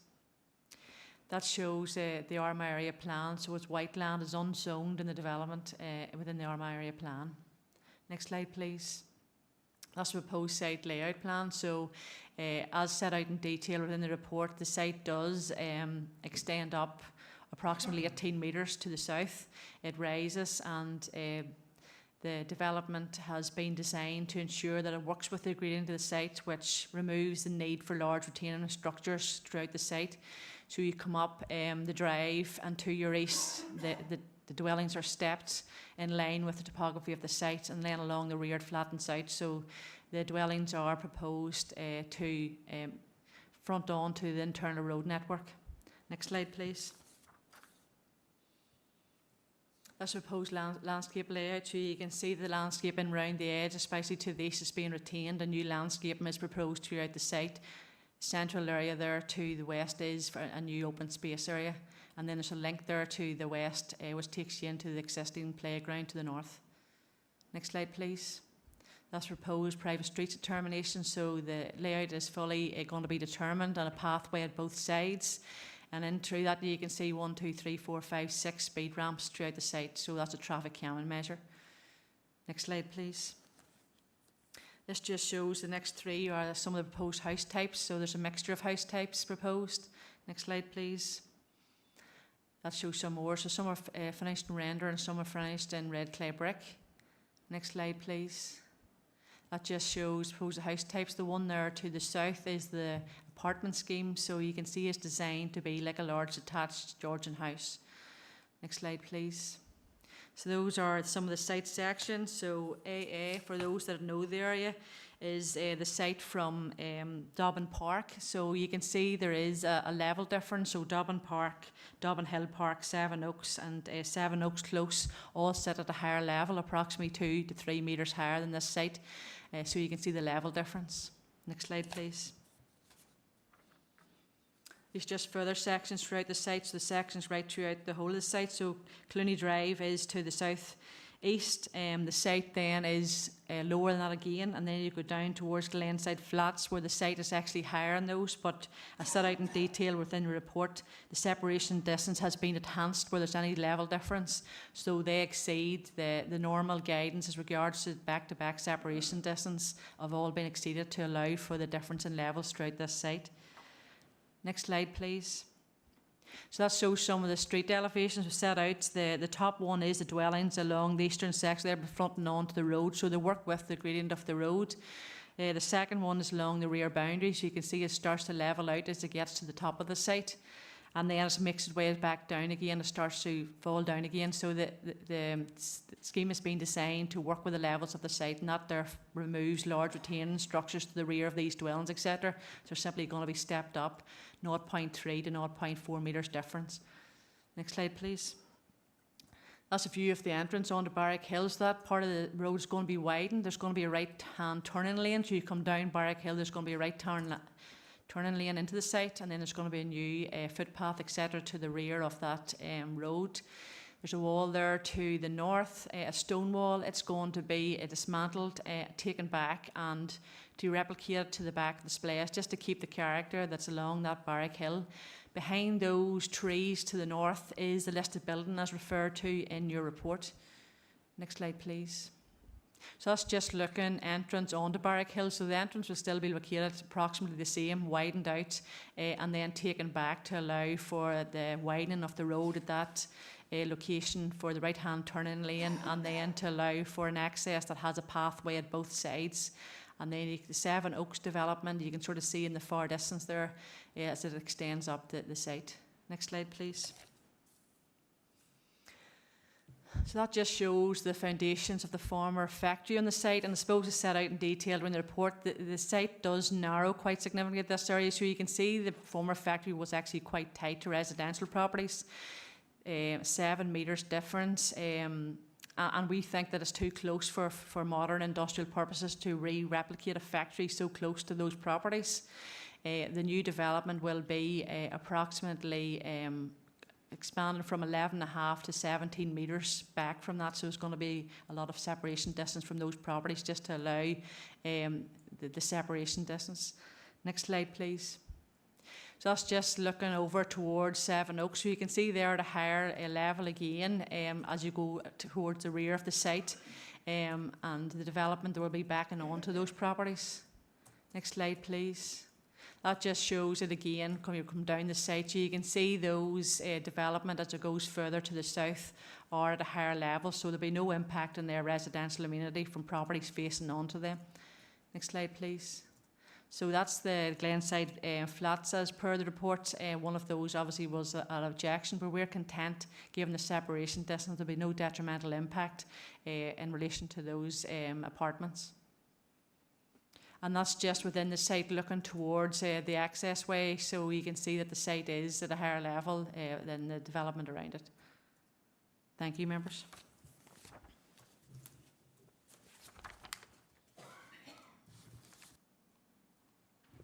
Thank you, Sinead, for that presentation. Members, the following are also in attendance and have speaking rights for clarification purposes only. That's Michael Clark and Colin O'Callaghan, both of O'Callaghan Planning, and they are joining us remotely. Okay, members, do you have any questions? Not seeing. Alderman Kennedy. Thank you, Chair. Just there, see the conditions, archaeological crowd has to be involved. To date, has there been any digs or anything like that on the site to see was there of anything of significance?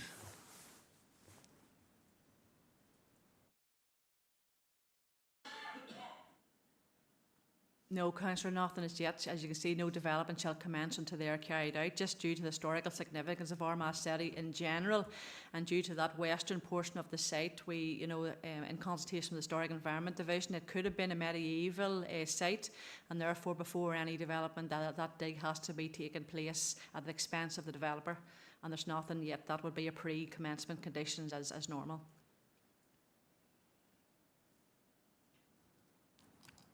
Thank you, Sinead. Do you content, Alderman Kennedy? Thank you. Any other questions or queries, members? Okay, members, we'll move into the debate phase. Any sort of views on this application, members? Councillor Duffy. Yes, thank you, Chair. No, it's great to see a site this size going to an area like that. It actually is not here because very limited objections, only 3 which wouldn't have met the criteria.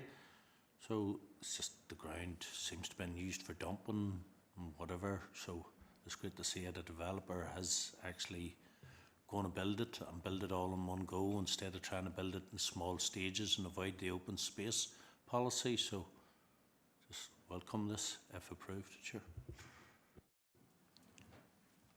Thank you, Councillor Duffy. You can see that open space in the middle of the development being well used by local children in the area, and then one thing I like about it, you've got that separate path to the play park down at the back, so children in the development can go through the development to get to the play park rather than have to go out on that main busy road in Barrack Hill. Alderman Candy. Yeah, I think it's great that it's got this length there. Stewart's has moved out of there quite a long time now, and it is a wee bit of an eyesore there just as you come into the town there. So it'll be good to see that tidied up and a bit of permitted development in it. And as you say, it's very close to the like real good play park just on the other side of the road. Thank you, Alderman Candy. Okay, members, don't see any other lights on, so we'll move into decision phase. Is there any views, members? Alderman. Yeah, I'm happy enough to accept the officer's recommendation. Yeah, we accept it. Second the recommendation, Chair. Okay, members, we have a proposal from Alderman Candy, seconded by Councillor Duffy, that we accept the officer's recommendation to approve. Any other proposals, members? Is there any lights on or hands up, members? All agreed to accept that proposal? Yep, all agreed, members. Okay. The Democratic Service will be able to get the chair back in for the next application. Thank you.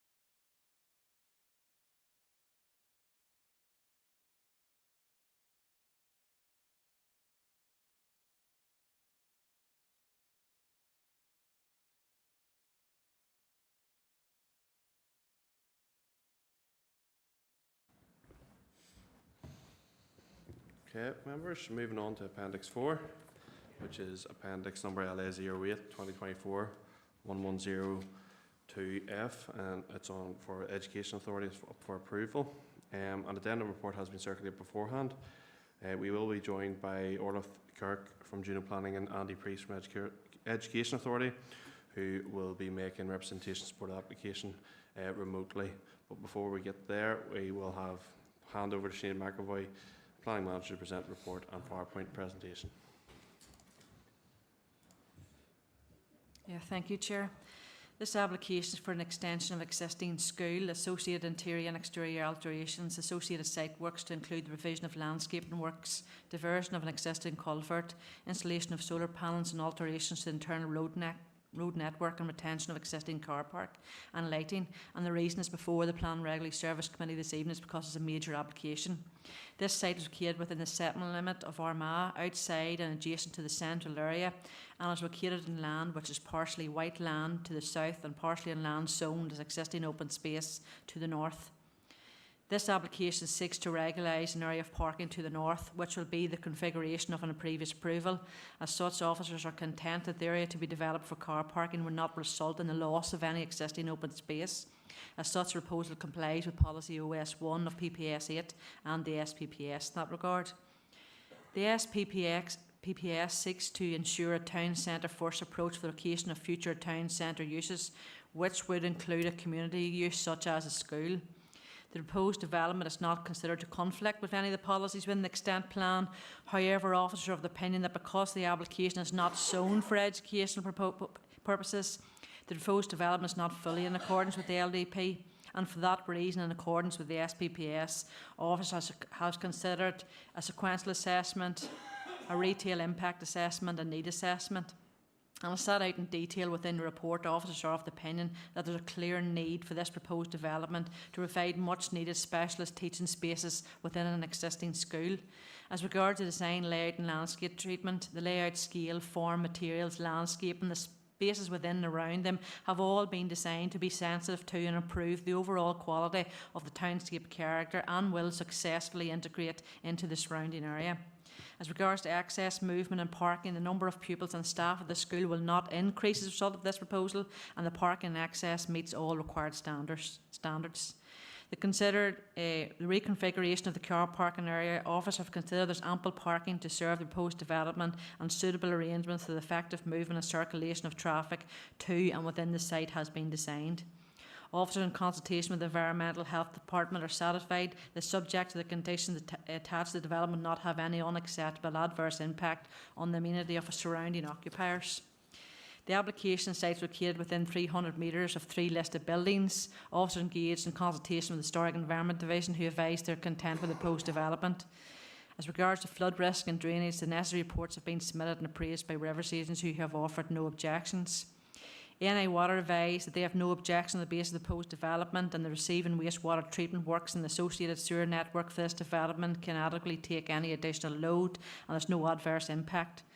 The application was accompanied by an outline construction environmental plan, quantitative contamination land risk assessment, noise and air quality assessment, flood risk assessment, a full ecological appraisal and BAT survey, including light and technical details. And these have all been appraised by the relevant competent authorities, who have offered no objections. No third-party objections have been received, and having regard to the above, and after undertaking a policy assessment, officers are of the opinion that this proposed development complies with the area plan, the SPPS and all other relevant planning policies, and recommend the planning permission be granted subject to the conditions attached within your report and the addendum. Let's take it through the PowerPoint presentation, members. So the first slide just shows location within the general area. So it's to the north of Armagh, it's to the east of the central area. Next slide, please. So the site access, as you can see, will be taken initially through with Armagh College, and then extends off through their own access. This is the existing arrangement, will not change under this application. Next slide, please. So that's an aerial view of the proposed site. So you can see all the development. It will be curtailed within the existing school site. Next slide, please.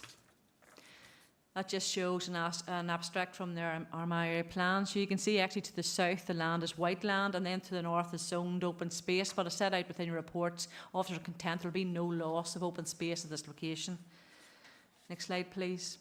So that just gives the site uses and extension to the blue line. So you can see the extension is in blue there to the south, and then the 3 is where the reconfiguration of the car park will take place. So you can see there'll be no additional extension into the open space area. Next slide, please.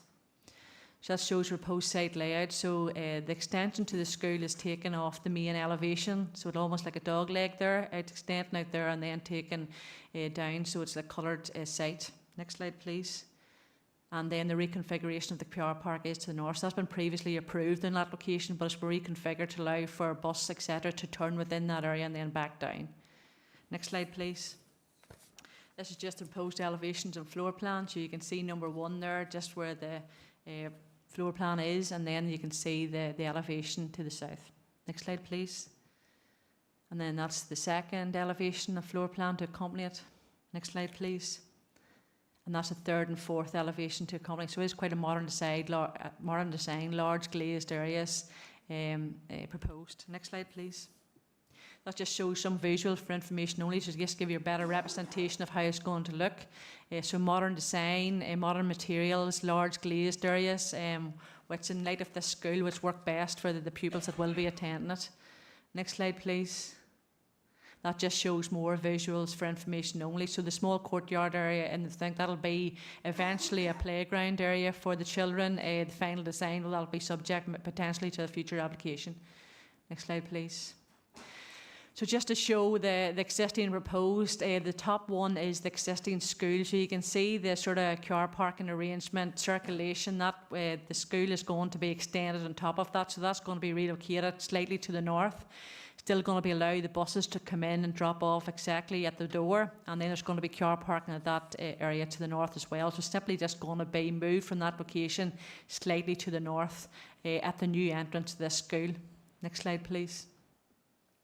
So that just shows a photo of the existing school entrance. So it's going to be taken off the main entrance there. Those trees you can see will actually have to be removed, but there's compensatory planting around the site, and there's no bad potential, etc., within those trees. Next slide, please. And that's just a view towards the parking area to the north, which has been reconfigured. So under this application, they're just looking to ensure that that's been fully accounted for.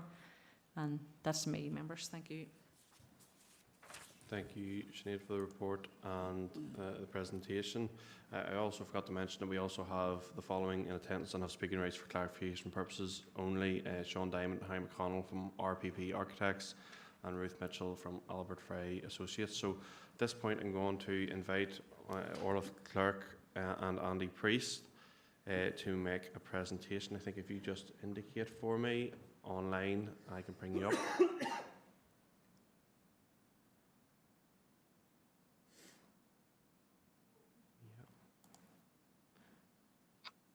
Okay, can you hear us okay, Orla? Can you see me now, Chair? Yes, I can Yes. hear you. Yeah. Just before, Okay. we have 3 minutes and your time will start as soon as you start speaking. So I'm going to hand over to you, Orla. All right? Okay. Oh, no, I don't. Sorry, Orla, if you want to indicate again there, go again. Is that us going? Yeah, no, that was my fault. I pressed the wrong button. So, my bad.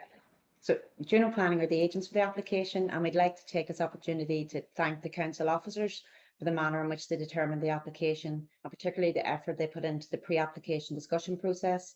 The robust PAD process really helped the efficient pathway through the planning application, and we're delighted the application is recommended for approval with no objections from statutory consultee. The project architect from RPP and project engineer from Albert Fry are here to answer any technical queries that you may have. I'm going to hand over to Andy Priest, the senior responsible owner from the Education Authority. He's going to speak on behalf of the school and just outline the positive impacts that the project will have for the school. So I'll maybe pass over to Andy. Chair. Yeah, Andy, if you just want to indicate. Andy, if you can indicate for me. Your time is still ticking.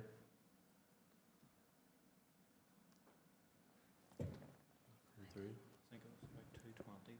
Yeah, 2:20. Andy, can you hear us okay? Can you indicate to come in?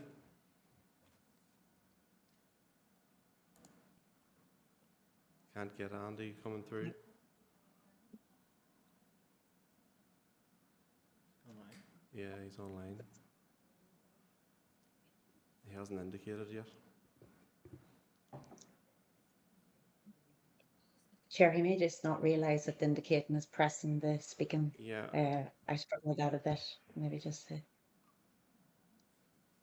we go. There you go, Andy. Can you hear us okay? Sorry about that. Yeah, go ahead. I can. Okay, so just on behalf of the school principal, sadly she wasn't able to make it today. I would just like to reiterate all his comments there that the school is delighted with the positive recommendation for the planning application and the manner in which it's been dealt with. It's been an absolute pleasure working with the council planning officers and the department. It's been really positive. This will have a big impact on the school and will allow the school to remove some of the old almost redundant now modular buildings, and will bring some of the school back into the main school. So the school is very happy with this. It will give us our modern and well-equipped spaces, and for both the teachers and also for the pupils alike. So I'd just like to thank everybody for that on behalf of the school. Thank you very much.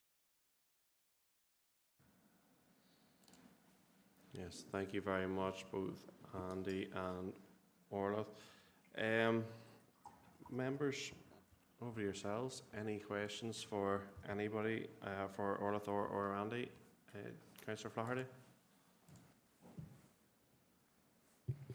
Yes, thank you, Chair, and thank you there, I forget the lady's name, the first speaker, Orla, for your time, and actually I think Andy, Mr. Priest actually maybe has answered one of the questions I had.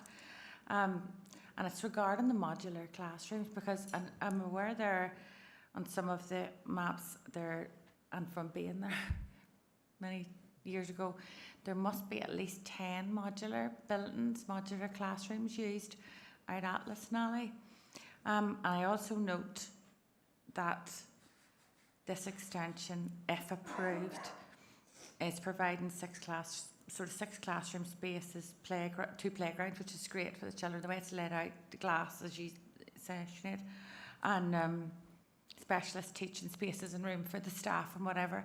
And we all know there's a clear need. I more than most know there's a clear need.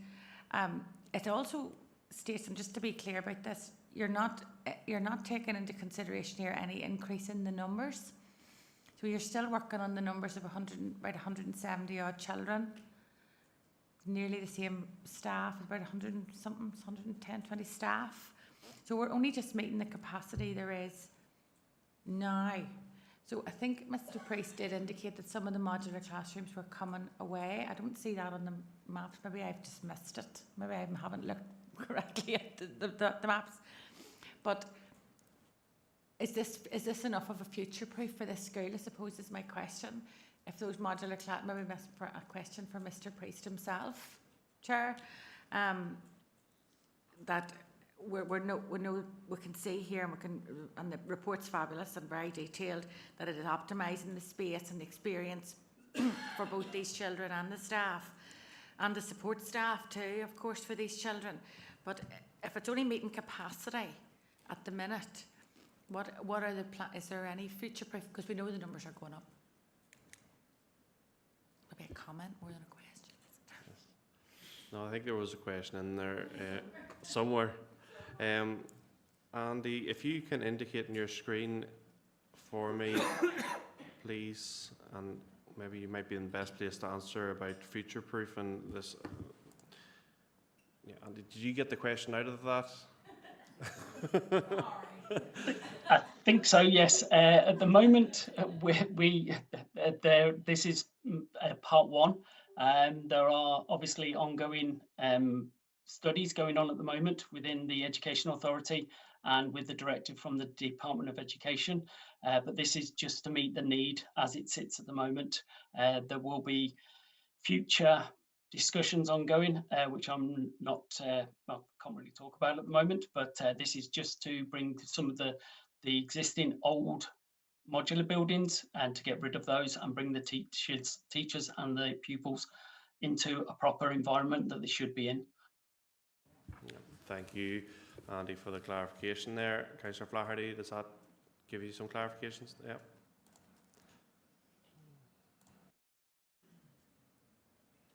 Thank you, and thank you, Mr Priest. It certainly does.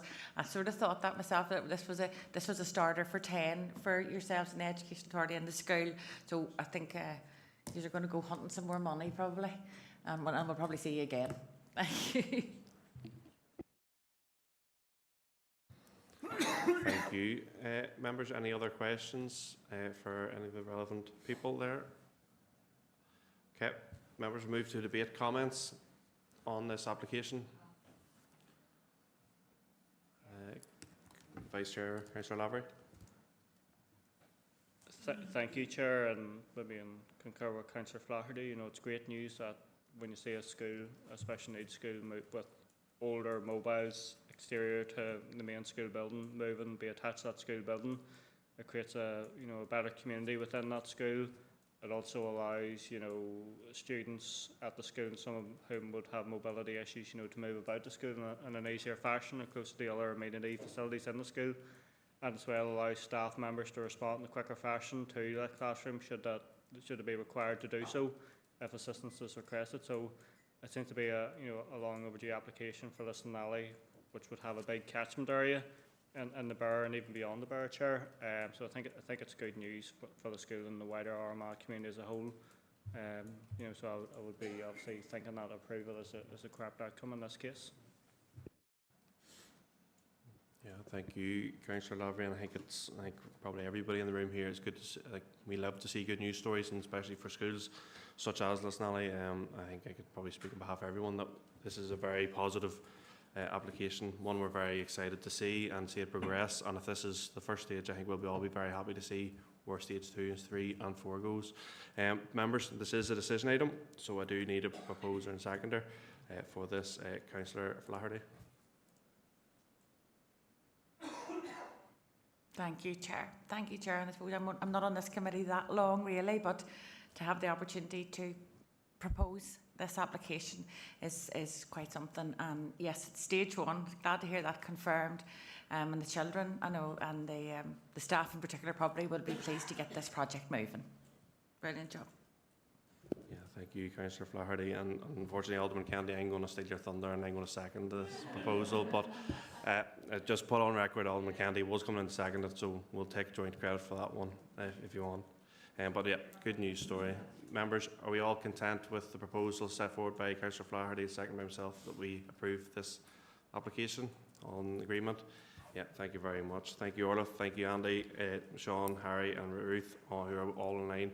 Thank you very much, and all the best for the future. Members, we move on to Appendix Item 5, as application number LA08 2025 /0014F, and it is on behalf of Armagh City, Banbridge, Craigavon Borough Council, and it is an application for approval. The following are also in attendance to have speaking rights for clarification purposes only, and I'd like to welcome Rosemary Hughes here with us from within the council, and I'm going to hand over to Roisin, who is going to present the report and PowerPoint presentation. Thank you, Chair. This application seeks planning permission for the erection of a Northern Ireland Centennial stone in Portadown. The stone is to be polished granite and will be placed adjacent to the wall at the front of St Mark's Church on Market Street. The proposed stone measures 57.2 centimetres in height, 61.4 centimetres in length and 6 centimetres wide. The application is being presented to committee as the council is the applicant. As set out in the report, officers have assessed the proposal against the development plan and all relevant planning policies and are of the view the proposal is acceptable in principle. The impact of the proposed stone on townscape, amenity and built heritage interests have been fully assessed in the report. No third-party representations have been received and no objections have been received from consultees, and officers are recommending that planning permission be granted. And I'll just take you through the presentation. So you can just see the arrow obviously denotes where the proposed stone is to be located within the wider general area. So this is the aerial context of the site. The red line is within the existing pedestrian line in Portadown. St Mark's Church there is to the left, and the stone is to be located on the traffic line to the front of the church. So this is just the site location plan that was submitted with the application site outlined in red. And I don't know if you can see it, but there's a black square denotes the location of the proposed stone, but you'll see it in more detail in some of the other slides. So this is a photo illustration of where the proposed stone is to be located. You can see there it's between the planter and the bench. And these are just details of the proposal. Obviously you've seen a few of these before, so it's similar to the other ones that have been granted planning approval. And again, just the area in red there highlights where the proposed stone is to be located. And then it's just a closer location there beside the bench. And that concludes the presentation. Thank you, members. Thank you, Roisin, for the report and the presentation. Members, any questions for either Roisin or Rosemary in relation to this application? Any comments? Councillor Moutry. Thank you, Chair. Yes, just by way of comment, I know this was previously, there was a proposal for deferral from Councillor Flaherty, and I seconded that before. You know, the previously when it came to committee, I think it would be an understatement to say there were questions with regard, probably gasps more so, with regards to where it would be located, and I think now we're probably a lot more content, I certainly am, with the position of it. It's a lot more, when you have a public space and you have a stone of this nature and this significance, you want it to be somewhere that's visible to the public. And I'm much more content with what's the proposal here now. I think previously it looked more like an afterthought, and I think there would have probably been structural issues as well, given where it was located with regard to the summer seat and things like that. So I'm feeling a lot more content with that. I just want to place that on record. Thank you. Yes, thank you, Councillor Moutry. Councillor Wilson. Yes, thank you, Chair. I know I don't represent this DAA, but when that come initially, I was a bit astounded at where the location was, and probably it's maybe a lesson learnt for something like this in the future, that elected reps from the area are consulted, and we probably wouldn't have to go through this process again. But it is a more fitting location for it in Portadown, and welcome the change. Thank you. Thank you, Councillor Wilson. Councillor Flaherty.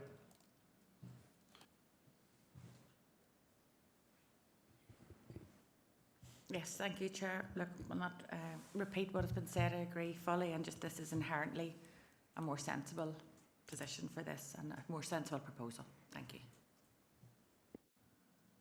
Yeah, thank you, Councillor Flaherty.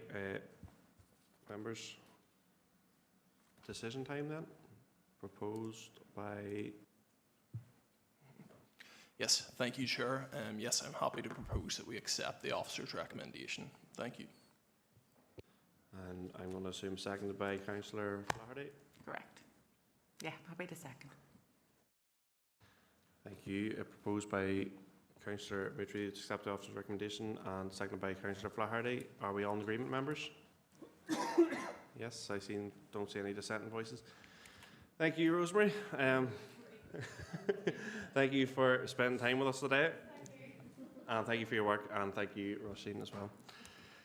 Members, Appendix 6, LA 08 2024 1441 /S54 Donaldson Planning, and it is for approval.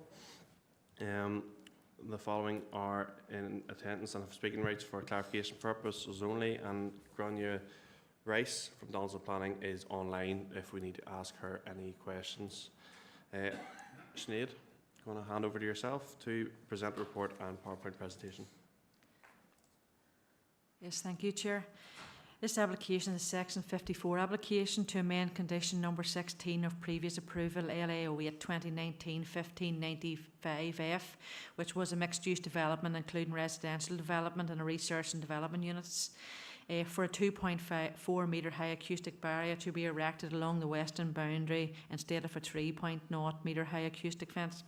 And the reason is before the Planning and Regulatory Service Committee is because it's a condition that relates to a major application. The application seeks to replace a 3 metre high acoustic barrier along the western boundary with a 2.4 metre high barrier. The noise assessment submitted with the application LA 08 2019 1595 concluded that a proposed 2.4 metre high acoustic barrier to the north boundary of the proposed residential development extending to run along the top of the western embankment, which is within the Glendimplex Group lands, was sufficient mitigation for amenity purposes. However, following a representation from Glendimplex Group, the applicant agreed to increase the western section of the fence to 3 metres to provide greater comfort to that factory, that the closest dwellings will be further protected. On acoustic grounds, there was no requirement for the increase from 2.4 to 3 metre high acoustic barrier, and as such the applicant is now seeking to amend that condition requiring a 3.0 metre high acoustic barrier to be amended to a 2.4 metre high in line with the noise impact assessment that's been submitted. Environmental Health have no objections to the amended condition on acoustic grounds, and there will be no unacceptable adverse impact on the amenity of the adjacent properties. The applicant has liaised with the Glendimplex Group prior to the submission of this application to advise of the amendment. They've also been furnished with a full suite of plans for internal circulation within the company, and the Council have also received no objections from this particular company. One third-party objection has been received, but as explained within the report, the representation is in relation to an issue that was previously looked at and not considered under this particular application as it relates to a different boundary. Officer content that this condition can be amended for the reasons as set out within your report. I'll just take it through a PowerPoint representation here just to show you where exactly this boundary is so you're fully considerate. So that's the location of the site within the general area, so it's the northeast of Portadown. Next slide please. And that's the site location outlined in red. So that was the previous approval that we looked at in that particular area outlined in red, and the Glendimplex factory is to the southwest. Next slide please. That's an aerial view of the proposed site in the general area. Next slide, please. So that's a site layout plan that has been approved and will not change under this particular development, but along the western boundary there, as you can see outlined in purple, was a 3 metre high fence, and that is now looking to be amended to be a 2.4 metre high fence. Next slide, please. So that just shows the detail of the acoustic fence. So the acoustic barrier is an acoustic fence, so it's no gaps, double-sided, 2.4 metre high acoustic fence. Next slide, please. So you can see the comparison of the 3.0 metre fence and the 2.4 metre fence. So the top is the section, so instead of just going to be reduced by 0.6 metres, there's been no objections, and Environmental Health are also content with this. Next slide, please. So that just shows a view from the site looking towards the western boundary. So you can see the level is actually higher on the Glen Dimplex. So the dwellings will actually be at a lower level. So the fence is actually on top of that mound that you can see on the far distance there. And next slide, please. And that just shows the entirety of the western boundary, and those particular trees along that boundary has also been retained as captured in the previous conditions of that approval. Thank you, members. Thank you, Sinead, for the report and presentation. Members, any questions in relation to the application in front of us? Okay, no lights on. Move to debate. Any comments? No lights on. Members, do I have any proposals for this application as decision item? Councillor Dowd. I'm happy to propose this, Chair. Thank you, Councillor Dowd. And do I have a seconder for that proposal? Seconded by Councillor Flaherty. Members, all in agreement? Yes. Okay, members, that is us for this evening. I want to thank you all for helping us get through this planning committee. I want to thank ICT teams, our planning officers, directors, member services and legal advice. And I wish you all a very safe journey home. Thank you.